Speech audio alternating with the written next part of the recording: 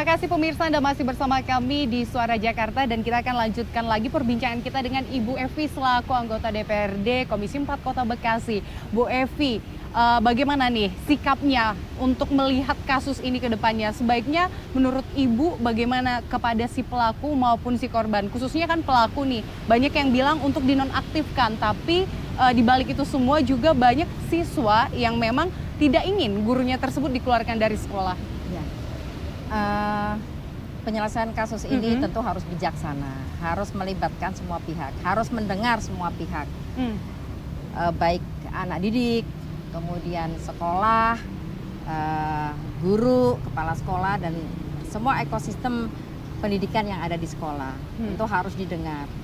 Bagaimanapun guru juga memiliki keluarga, memiliki istri, anak-anak yang menjadi tanggungannya. Jadi jangan sampai ini menjadi presiden buruk sehingga mempermainkan nasib orang. Yang penting bahwa ada punishment, iya harus dijalankan sesuai aturan. Tapi yang penting bahwa ini jangan sampai terulang kembali. Jadi kayak ke depannya menurut Ibu sendiri harusnya memang ada pelatihan seperti itu. Secara psikologis perlu nggak sih Bu kepada guru-guru supaya mereka tahu gitu menghadapi murid-murid. Kan sekarang kalau dilihat milenial sama anak-anak zaman dulu itu pasti berbeda ya budayanya dan cara mereka mendapatkan informasi gitu. Bagaimana Bu Evi? Idealnya guru memang harus memiliki kompetensi yang cukup ya.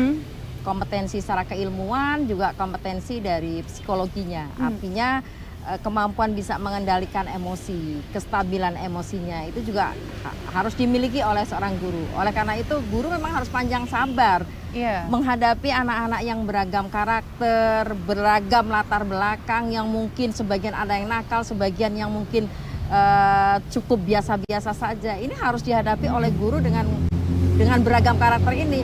Kalau guru itu tidak memiliki tingkat kestabilan emosi yang cukup, ya bisa saja mungkin kasus yang seperti SMA 12 akan timbul juga di SMA-SMA lain. Nah, oleh karena itu menurut saya ke depan bahwa pola rekrutmen guru juga harus mengedepankan tidak hanya dari segi intelektual, tapi juga dari segi psikologis dari guru. Ini penting.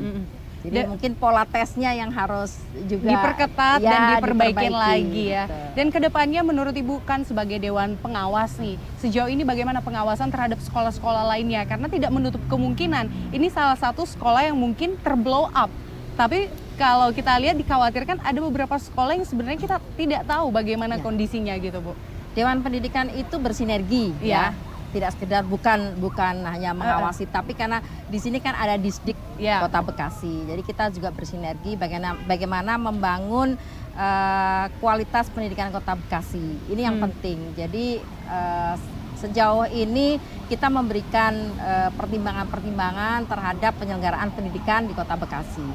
Baik kepada sekolah maupun kepada Dinas Pendidikan di Kota Bekasi. Kita juga bersinergi dengan DPRD Kota Bekasi, khususnya Komisi 4 yang langsung menangani bidang pendidikan.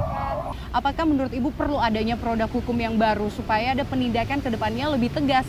Jadi dari pihak murid maupun dari pihak guru sudah tahu nih ke depannya harus bersikap bagaimana agar tidak terjadi kekerasan lagi. Ya, ini harus ada sinergitas sehingga kita perlu nanti memanggil semua pihak yang terkait dengan pendidikan, baik Disdik, Kadisdiknya kita akan panggil, kemudian mungkin kepala sekolah, agar kita semua bisa membuat satu pola regulasi yang jelas. Jadi nanti kita akan memberikan masukan-masukan agar regulasi tentang pendidikan ini bisa menjadi payung bagi penyelenggaraan pendidikan di Kota Bekasi.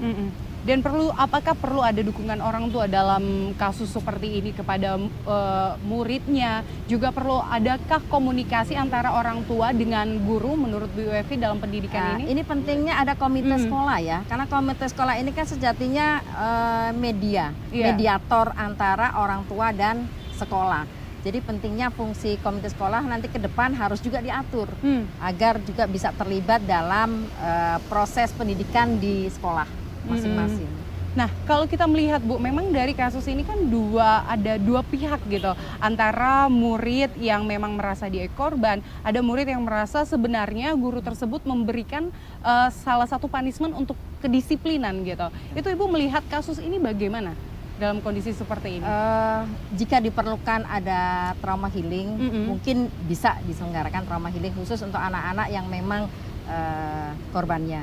Tapi yang lebih penting bahwa pola didiknya harus diatur sedemikian rupa bahwa punishment ini harus sifatnya mengedukasi.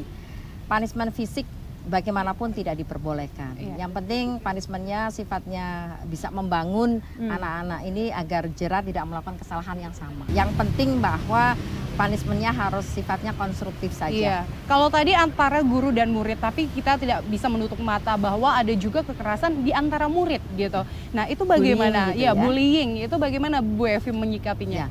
Ini juga sama. Fungsi kontrol sekolah juga penting ya dalam proses bagaimana anak-anak ini di sekolah.